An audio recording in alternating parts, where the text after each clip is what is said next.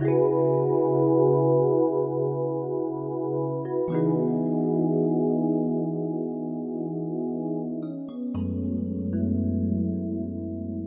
hi guys, welcome back to our YouTube channel, Candid Conversation with Caroline and Chris. Thank you for your support this far, and we're really grateful for the likes, for the comments and the suggestions. Thank you so much. Absolutely. We are really appreciate the feedback, and we just want to let you know, always subscribe. If you want us to talk about a specific topic, just put it in the comment section and we'll be able to address it in the next coming episodes. So today we have an amazing guest with us, and I'll just let himself introduce and let us know who he is. All right, my name is Jack Mutinga. I'm an actor, scriptwriter, content creator. Mwendawazimu tu wa kawaida. Kama kawaida. Tuseme. We are happy. We are happy to have you here, Jack. Thank you so much. We appreciate you. And today we want to talk about contraceptives. Generally, there has been this hype about a male contraceptive pill. Guys, able to answer to kuongea story, because honestly it's been heating up and guys are not really sure what to say about it. You know, we haven't really gone to human trials, but just the conversation around it, using it, and even the idea of it. What do you guys think? As a woman, what do I think about the male contraceptive? I think it's a good thing because it will take a lot of load from us. So I would not mind if the guy is taking it, but sasa nyinyi mtatumia? Jack, good question. Strokes beard. But for me, kwanza ndasema this one thing you have in mind. It makes more sense to unload a gun compared to shooting at a bulletproof vest. Unaweza pata hii bulletproof ni ya 3mm. Ninja imekuja hapa na 9mm. Hii bulletproof itasimamisha itapenya. Like 6mm ziko ndani tayari. Imetuia tu only 3. Of course. Mwingine amekuja na landmine analipua mwenye amevaa bulletproof pamoja na vest. This conversation is all about guns and bulletproof. Yeah, this is not about guns. If you know, you know. Oh. Yeah, so I think but this one will be a very tough conversation. But I think personally as a man, mimi naweza kuwa tayari. You ready? I think I will be ready. Bora tu hakuna zile za hormones ama nini. Side effects. Hizo side effects hapo ndio kidogo. Unasikia manoma anakuwa na hips bana. Imagine Chris tunashinda tunaenda gym na wewe. Imagine.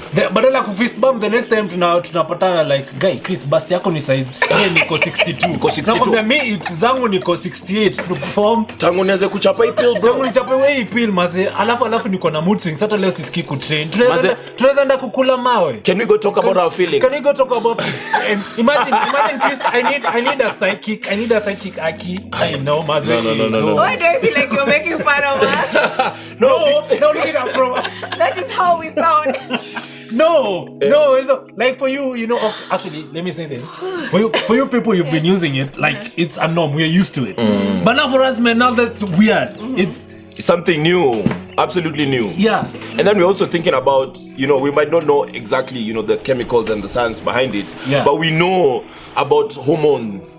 Men, we have testosterone, and that's like the main hormone. You guys have like, estrogen and progesterone and all that. Sometimes it's high. It's low. Sisi ni hiyo testosterone moja kwa moja. So how does it affect that? Yeah. And then also, we're really considering the after effects mostly. When I want to get kids, what happens? Yeah, sure. So for me najua umekubali umesema, but me I'm just like, let me be the staunch kisi guy and say pana. It's not African. No. It's a natural. Akishataja mkisi tunasema tu ni sawa, it's okay. Akishasema ni mkisi, it's okay, cool, we get it. So you brought up several things. You say that the after effects, can I get kids, or the chemicals in the pill. Do you have the same discussions with your significant others when they are going to use it? Yeah. Because I'm thinking, when you're maybe, this is a woman, whether you're hooking up with her, because nowadays you have a lot of casual sex, or whether this is somebody you're dating or married to. So if you are not using condoms, because we have many other ways. So assuming you're not using condoms, so she has to be on a contraceptive. do you even take her to the gyna? Do you ask her what are you using? Are you as concerned as you are with? Do you ask the same questions? If I would say right about now? That, let me say, as men, we have tasked that one entirely on the women. Like you're sure. Like 101%. Because if you hook up with a Chile and ukozileza hapana. Siezi va. Yende it's true. Katambe. Yeah, you know, for the guy we see pitu iko hapo sawa. You don't know how this lady, how balanced are her hormones. Is her she, body? Yeah. How is her body? Like, how does it react to such? Like, is she even allowed to take that pill? Like, itamuaffectaje? But when ni jamaa si tumeenda nimeshashusha wewe kuna tangongana. Then akuja kuambia kuna ball na zilikwambia kunywe pill.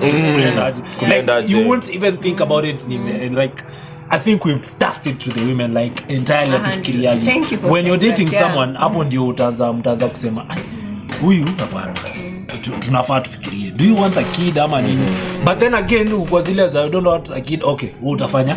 Sasa utadu. You know, like it's entirely on the woman. Mimi ni mwanaume. So hii ni kazi yako like the lady. That's why when even a girl gets pregnant, what do we say? Alitrap huyo jamaa. Yeah. Ama ukienda kwa boys wako story utaambia je mazude mata iko ati kitu serious. Best yako tu boys wako tu atasema udema tuweka box. But when you look at it honestly speaking, now that you guys kuna hii there's this option of you taking the pill. Now you're starting to look at it from an angle of now we can weigh the options. Now is when you're concerned. Now we start thinking about it. Between my body and her body ni gani itareact cause lazima ziko na chemicals. So sure. ni mgani mwenye atakuwa na effect heavier than the other. Even when your significant other is having mood swings, you don't take a minute and think by the way inaweza kuwa hiyo contraceptive alikuwa akitumia ndio inamsumbua. Haya, tuseme the method of contraception. We know the condom, that is the common one. Ndio. Kuna watu wanasema natural. Withdrawal is a method, guys. It is. Lakini unajua kuna nothing to do with ATMs. Kuna kwaga na kitu moja. Ujesimamisha gari inaenda speed ya 100. Na isimame. Inasimamaga hiyo. It's an accident. That is why this post is not about cars. It's not about cars. You better get in line. That is why I have halted. I have said it is a natural. I don't know. Let me just continue. But it works. I think ideally it works because right now most of the young people in relationships, unfortunately, condom use has been a discussion that is being like having it and talking about it. Guys don't want to use it because of so many nitty-gritties. Like, it takes out the fun. The flavor. We don't get it, but it should be ideally the same. And then there's even ultra thin apparently nowadays. So, you know, but the fact that there's something they're trying, you know, it's not just let it happen. Kinda, it is what it is. So I think it's still considered like a method. So natural. So for the natural, you have the one that they you've said withdrawal, and the one that the woman uses her cycle. Then now we come to the safe days. The safe you kitu inakuanga. Yeah, if her cycle is not regular, and it could be regular, then she goes under maybe high levels of stress. Ama akunywe dawa fulani iharibu. So it will change the so ile timing inakutoa timing. Yeah. So the barriers, so condoms, and then we have the ninis for women. We have female condoms, the one they insert. Then now we have the IUD. The IUD. So the IUD, commonly known as a coil. Yenye inaekwa, looks like a Kopati. Then we have the jadel for the hands. Kuna sindano. The sindano is still the same as the jadel, only that for 3 months I think it's around 800 mg. It's like for 3 months. Nani iko na nguvu mob sana than the jadel, because the jadel ina release slowly because unaekwa kama ya miaka 5. So I don't know if there's any other. Do you know any other thing? Those are the ones you know. And now the male contraceptive, the pill. Yes. But it has not been tested the new pill. So do we look at it from an angle of course I've been in discussion with my fellow women, and utasikia mtu akisema mimi bwana yangu siwezi tumia coil because the last time nilitumia alisema inamdunga because of the string and everything. Wait. Inaweza dunga? No, okay. But when you go back to the medical practitioner, do you know what they tell you? They tell you, but let me tufupishe kamba, then tell him ilitolewa. and see how he reacts. So there's some men who are like, okay, see anymore. So you realize maybe it was psychological. So you see, bado even when a woman is trying to go the non-hormonal way, bado anaekwa kwa meza na because you'll hear all the women will tell you, hapana usiweke hiyo kitu itafukuza bwana. So you see, it's really heavy on us. So if we would get something that, and also we have women who have conditions, for example kitu kama high blood pressure that does not augur well. The only way you can do is either use protection or the coil. Aiendi vizuri na hizi home. Kuna watu wako na conditions zenye mwili yao haiwaalao. Kwa coil kuna mwenye sawa anaweza tumia coil, but kuna wenye ako allergic to the copper. You feel like there is some earring anafura mapete. So same concept. Now look at that from that angle. But we don't, and saizi tumekiti hapa, we are talking about it. But have you ever sat with, you don't have to answer, this is just have you ever sat down with your spouse and discuss this method with them? Actually I'll tell you, in the morning when I was on my way here, that conversation was going on radio and my girlfriend was listening. So she was like, what's your take on this? Si unajua tu kawaida yangu jokes tu kwanza, lazima humor. Nimwambia hakuna lights kwa hii gari, ngoja nifika mahali kuna lights nisome message. But I was like, I've actually thought about this. Radio vizuri. Yeah, this is something I've thought about. Processor 98. This is something I've thought about. So why, I mean, I think that's a point I would say, wanaume msinichukie, don't castigate me for this. I think there was some chauvinism which was put in that. Because if you're able to find all these ways for ladies, then for a guy, the only thing he can do at the doctor is a vasectomy. Do you want to tell me, you guys, there is no way you can put a method which is reversible for a man? Would you do a vasectomy? Would you do it? If it's reversible, yeah. Is it reversible? It's irreversible right now. But I'm saying whatever the ladies do, the coil is reversible. The pills you can stop, remove. You can stop. You can stop doing the injection. Like their methods are reversible. Why not do the same for a man? You've understood what he's saying. He's saying we have found all these methods for women. So if the same effort was put to find for men, lazima kuna kitu. I'm sure there's something you guys can do to the duct apart from just cutting. But the duct can be tied, I think. Right? Like there's a way you can tie and then untie when you feel like. That's for the tubal ligation for the ladies. So for guys you have to now cut. You see, for a lady you can do that and reverse it. But why? Sisi ni hivyo. Something else. Even when you go to research, between a vasectomy and a tubal ligation. A tubal ligation is a surgery, right? Like lazima akatwe nini. Vasectomy, they say you can walk in, no uende job. Like it's 45 minutes. Make it very brief. But bado ukienda uulize which is better. Like if we are going for it, ama you're going with your girlfriend, the doctor will suggest, ama when you research you'll find that they're still favoring afadhali tubal ligation kuliko vasectomy. When we come down to the ground kwa Africans, what do they say? Unajua sasa watoto wa mwenye mtu umekaa naye wanakufaga. That's what Africans say. So lazima upate you know, at war, like Kikuyu say that watoto huwa wanarogwa. By that they mean the kids you've had with your spouse wanaweza rogwa hiyo boma. So ni vizuri bwana akue at least na one or two just in case. Don't put all your eggs in one basket. So you see, bado tu at the end of the day, the issue of contraceptives and responsibility still falls back on the woman. Yeah, it's something like we've tasted it and we've made it none of my business. Then, none of my business. Back to back, maybe I get 3-4 kids back to back. You'll cheat because nilizaa haraka. Tunajua mama lazima ajipange, wezi zazai.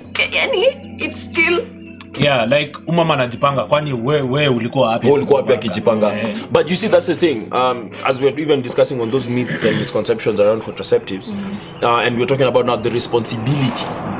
And the idea here is it's supposed to be a conversation we're supposed to have both of us, because even this kid getting born or whatever, it wasn't a one person affair, right? Exactly. It was both of us. We're in this together. So like, what's the problem? Why can't we like openly discuss about these things and even just go to like a professional atusaidie to understand her body better and what options that we have? Lakini sasa unajua kuna kitu inaitwa toxic masculinity. Thank you. Exactly. So you come in there and you're like, Mimi, nifanye ati nimeze pill maybe. You know, I'm just picturing even no, sorry to say, there were barbers. Anaamka asubuhi anatembea na dawa. Nasia pressure. Nasia pressure. Ajameza ya pressure, unataka umuongezee pill. Ama tu hata hii age to like age 20s to 40s, the youth. Unaambia na wife asubuhi, babe hujameza dawa leo. Babe hujameza dawa. I am not picturing that. I am not.